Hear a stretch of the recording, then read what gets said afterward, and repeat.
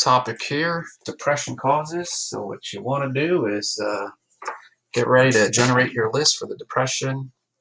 What contributing factors led to the economic crisis in the 1920s going into the 1930s. So there will be a Google form that you can complete to kind of check your understanding of this information.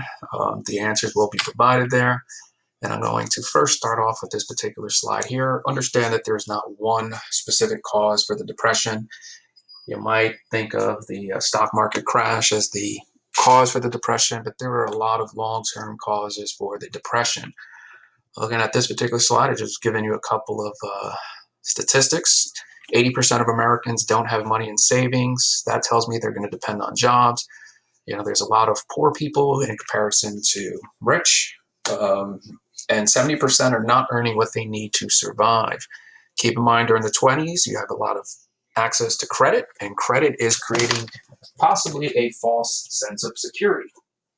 So with that, let's get into this screencast here. So I want you to think about these scenarios, and really all you're going to do is think about if this is going to be an economic boom or an economic bust, or if it's going to help the economy, or is the situation going to hurt the economy. So if we look at this particular example here, World War I is over. During World War I, we did talk a lot about the jobs that were created during the war. You know, you're making tanks, you're making masks, and this particular statistic chart here, you see the amount of trade going to participants during World War I. It's a lot of money. Think about it. All of these trade transactions are going to create a lot of jobs. So there is another screencast that talks about the model of the business cycle, so I'll reference this here, but it might not make sense unless you watch that one first. Anyway, so World War II puts us right here at B. There's jobs being created. That is going to increase business production, which is going to provide wages, and then workers are then going to spend, save, invest. So the loss of World War I jobs being over, that is going to be a bust, which is why I put the arrow down here. There's less war goods. That's going to mean less jobs. That's going back to World War I. Easily accessible credit. So we know in the 1920s, credit is readily available. People are buying a bunch of items so they could have some sort of sense of social status within society. I did a Google search here, just typed in 1920s and credit, and you can see some of the information here. So credit is actually going to create a boom. So we would be here on the model of the business cycle. Keep in mind, when World War I is over, we would be over here. The economy is going to start going down. In this particular situation, in the 1920s, credit is creating a boom because that means people are going to be in a position where they can buy items. Now, keep in mind, I am not talking about their ability to pay back what they're taking out on credit, but keep in mind that they are making purchases and businesses are going to meet that demand. So this is an arrow going up. This is a boom, and we would be right here. Keep in mind, it is a little different. They really don't have wages, so they would be spend, saving, and investing. So this arrow right here would go up, which then would force business production, and then those workers are going to get a wage. So that's 1920s credit. And think about an hour simulation, looking at what we've been doing day 1, day 2, 3, and 4. The easy access to credit has allowed, like for day 3, $143 have been purchased using credit. So that right there is going to create a boom. Keep in mind, it's giving consumers the opportunity to be able to spend. I'm not talking about their ability to pay it back, but the reality is they are spending. So this economy seems to be fueled by credit. What about advertisements? We talked a lot about advertisements. So advertisements are going to be a boom because that is going to persuade Americans to buy. When you combine the ads with their easy access to credit, that means that people are going to be in a position where they spend. So the ads is going to be a boom. It's going to be something that is going to get the economy moving upward. So that would place us here when you combine credit and the ads. It's going to be a boom. Keep in mind, ads, that new industry is going to create jobs as well. The gap between the rich and the poor, having more poor people in comparison to rich people. Too many poor Americans, that's going to create a dependency. What are they going to be dependent on? Jobs. So that is going to be an arrow down because if the economy collapses, if that credit is removed, that means that Americans are going to do none of this spend, saving, and investing. So too many poor Americans, that's going to put us probably somewhere here. And then depending on if Americans are going to be able to buy business production or credit, that might get the arrow going up. But for the most part, if Americans have no money, and they can't do any of the spending, then that is going to impact business production, and then that will probably force wages down. Keep in mind, if the economy collapses, all of these Americans are going to lose their job, and they're going to need something to satisfy their needs, which is why in our class simulation, we are doing the movements according to Frederick Taylor, and we are making three and spending three. And so that is designed to kind of mimic this issue right here. This one's a little more complicated, oversupply. So this is looking at it from the business point of view. Having too much supply, too many goods. Supply is up, wages are down. This is going to be a bust right here because this is looking at business. Pretty much what's going on here is business is going to have a surplus. If business is right here at C, the peak point, they need to sell all of those goods. Business production is already up. There might not be a need to pay wages because if you cannot unload and sell all of these items, there would be no reason to produce more. So business having a surplus is going to have this arrow up, but it's going to force wages down. And then wages down will then impact spending and saving. Business will never unload the warehouses. And then before you know it, in the long term, businesses will have to cut back production, and then the cycle would be starting to all move downward. So for this example here, oversupply, that puts us right here at about C. So at that point, if something doesn't happen, it will remain at C, and then we'll start to see a drop once business realizes they cannot unload their products. 80% of Americans are not having any money in savings. This is a bust right here. So Americans, if they don't have any money in savings, that means they are completely dependent on those jobs, which means they have to work. And if they're working and they're making three, spending three on their needs, that means they can never, put money in the bank, and that's problematic. So these Americans will be completely dependent on jobs. So we've already established that if people are working and they are not able to pay money, put money in the bank, that is definitely going to be problematic. So I use the example from class. You're making three by doing the movements. You're spending three for your rent, your food. That leaves you with no money to put in the bank, which means you are permanently dependent on your job to get this $3 income just to survive.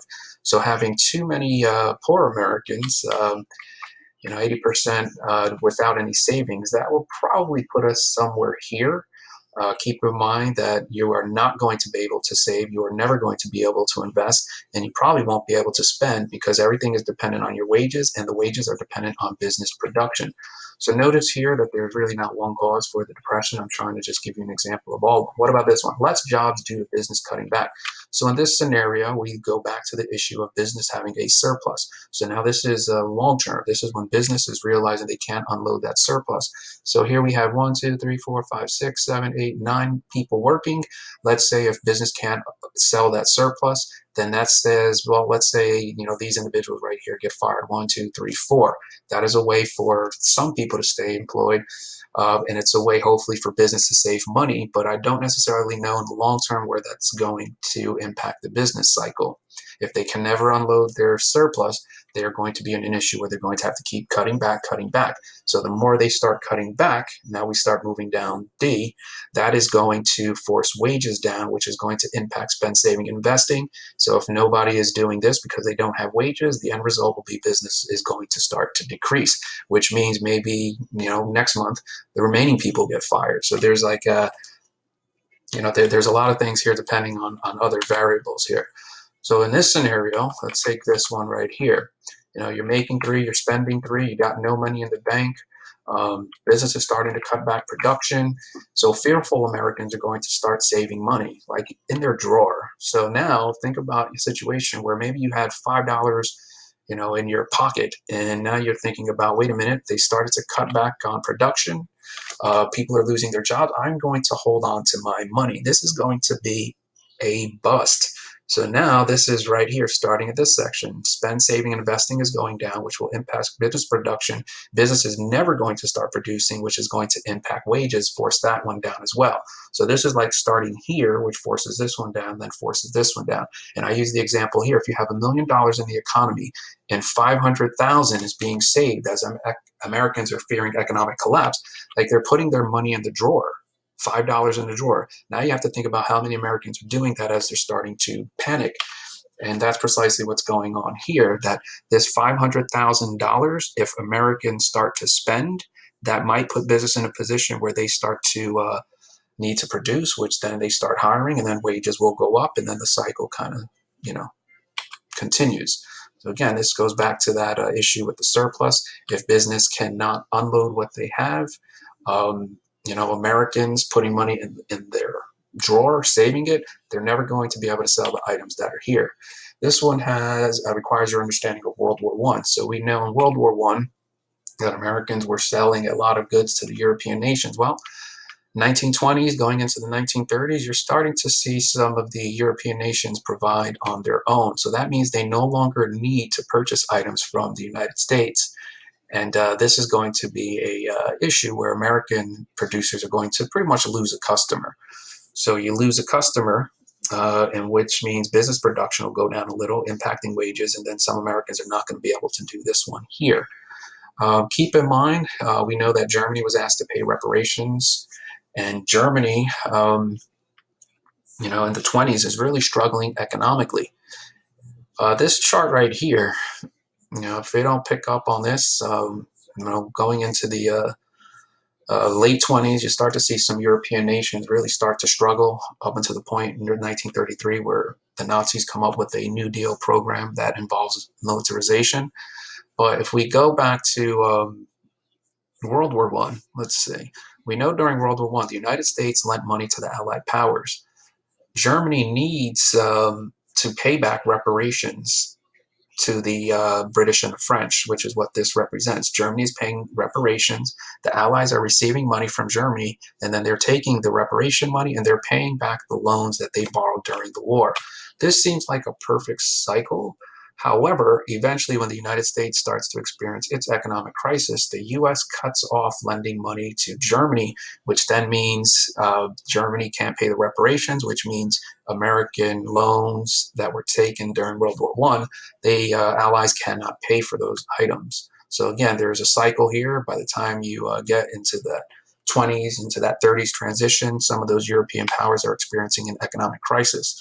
And of course, as the German economy starts to go down, support for the Nazis and alternatives start to increase. So you can look at the economic crisis in the United States, the economic crisis in Germany, and reparations without, having some understanding of, how the Nazis come to power. I think I kind of reversed that. I should have said it the other way. Anyway, let's move on. 8 million bank accounts are eliminated. So in this scenario here, this is a bust because 15 million bank accounts deposits. So think about 15 million Americans having $5 in each account. That means $75 million is available, but in the bank. So if the banks close down because the banks don't have access to this $75 million, and that's definitely something that happens during the Depression, one of the causes there, that is going to create a situation where Americans are not going to be able to do any spending using the money that they deposited in the bank. And that's what's going to force this to go down. Americans are not going to be able to spend, save, invest, which means business never unloads its surplus. Americans go to the bank, and that's what you see here, a bunch of Americans lining up to go to the bank. And the issue here is, let's just say like up until this point, the bank actually runs out of money, which means all of these people don't have access to their $5. If they have access to their $5, they probably would spend. And if they spend, that would impact business production. And maybe this thing would kind of work itself out, but that's not what happens. Removal of actual money from the economy. So this is a problem on the part of the federal government, where they look at all of the decline of all of these issues, and then they're thinking, well, what is going to resolve this? And they decide to go to a deflationary period, which means they are going to have less money in the economy. And I'm going to go back to the example here. Let's just say there was $1 million in the economy, and now they've moved this down to 500,000. They went to a deflationary period. That would be odd because now Americans have less of an ability to spend, save, invest, which is going to help business production. One of the things in the New Deal, which is the solution to the economic crisis, is to get Americans money. And we'll see how that plays out when we get to that section. Stock market crash. So this is about the stock market crash. This is going to be a bust. American companies, their value is going to start to, decline, and this is going to be an actual sign that the American economic system of capitalism is failing, and that becomes the final sign. You might want to think here, what would be one strategy if you were advising the president, Herbert Hoover, to resolve any of these particular issues? What would be a good solution to reverse the economy? Because during Hoover's administration, there's going to be a lot of poverty going into the Depression. Here you see a Hooverville, which was a term to mock the president, these little shanty homes that were set up as people lost their homes. They needed to move into these little shed-like structures. A Hoover blanket. The Hoover blanket is the newspaper. Again, it's poking fun at the president for his responsibility for failing to rise to the solution to this economic crisis, and a Hoover flag. And again, I have no money, way to mock the president. So again, you have to have some understanding of the model of the business cycle, so you want to make sure that you take a look at that. And going back to the data here, hopefully you have better understanding. And again, you can't look at one cause for the Depression. You have to kind of look at how one impacts the other. When Americans don't have any money in savings, that means they're going to be dependent on those jobs. Those jobs better always be there, or the credit better always be there, because that means that Americans are never going to be able to spend. And the economy is either supported by those jobs or supported by the credit. And when you have a lot of people that are struggling financially, the gap between the rich and the poor, that means they're never going to be able to save, which means, again, they're completely dependent on this system. 70% are not earning what they need to survive. That was the point in the simulation of giving you $3 and making your expenses $3. You're never going to be able to save. You're never going to be able to get out of your economic crisis. And that's it. Those are the causes for the Depression.